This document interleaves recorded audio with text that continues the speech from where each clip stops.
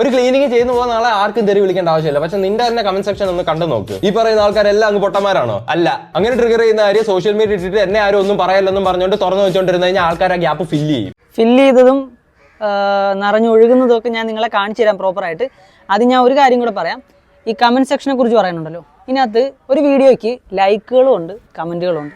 Like ഒരു 10,000, 20,000, 30,000, 40,000 ലൈക്കുകൾ വരുന്ന വീഡിയോയ്ക്ക് ഒരു 300, 500 വേണ്ട 1000 കമൻറ്റുകളുണ്ടെന്ന് വിചാരിച്ചോ.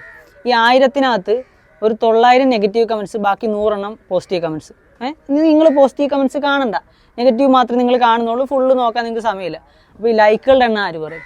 എടേ കുറച്ചൊക്കെ മര്യാദ വേണ്ടേ? സോഷ്യൽ മീഡിയയിൽ നിൽക്കുന്നതല്ലേ, എന്തിനെക്കുറിച്ചും അങ്ങ് വളച്ച് തിരിച്ച് മാനിപ്പുലേറ്റ് ചെയ്ത് പറയുക എന്നുള്ളതല്ലാണ്ട് കുറച്ചൊക്കെ റിയലിസ്റ്റിക് ആയിട്ട് സംസാരിക്കുക. അതായത് റിയാലിറ്റി എന്താണെന്ന് അത് അക്സെപ്റ്റ് ചെയ്തിട്ട് അതും കൂടെ മനസ്സിലാക്കിയിട്ട് വേണം മുന്നോട്ട് പോകാനായിട്ട്. കണ്ടു കഴിഞ്ഞാൽ അമ്പലത്തിന്റെ ഫ്രണ്ടിൽ നിന്ന് ചെരുപ്പ് മുട്ടിച്ചോണ്ട് പോകുന്നവരുടെ പോലെ നമ്മുടെ എല്ലാവരുടെ ജീവിതത്തിലിടെ ചെറിയ ചെറിയ പ്രശ്നം. ആദ്യത്തെ കാര്യം, ഞങ്ങൾ ആരും അമ്പലത്തിൽ പോയി ചെരുപ്പ് അടിച്ചു മാറ്റി നടന്നിട്ടില്ല. അതുകൊണ്ട് ആ ഫീല് നമുക്ക് അറിഞ്ഞുകൂടാ. എനിക്കത് സർക്കാസായിട്ടൊന്നും തോന്നിയില്ല. അത് കൊണ്ടിട്ട് നിറഞ്ഞൊഴുകുന്നുണ്ടല്ലോ, ആർക്കാ പൊട്ടിയെന്ന് മനസ്സിലായില്ല. പൊട്ടി, നല്ല രീതിയിൽ പൊട്ടി. പറയാനൊന്നും ഇല്ലാത്തതുകൊണ്ടാണ് സർക്കാസം എന്ന് പറഞ്ഞ് ഒഴിവാക്കാൻ നോക്കുന്നത്. നല്ല അടിപൊളിയായിട്ട് കൊണ്ട് പൊളിഞ്ഞിട്ടുണ്ട്.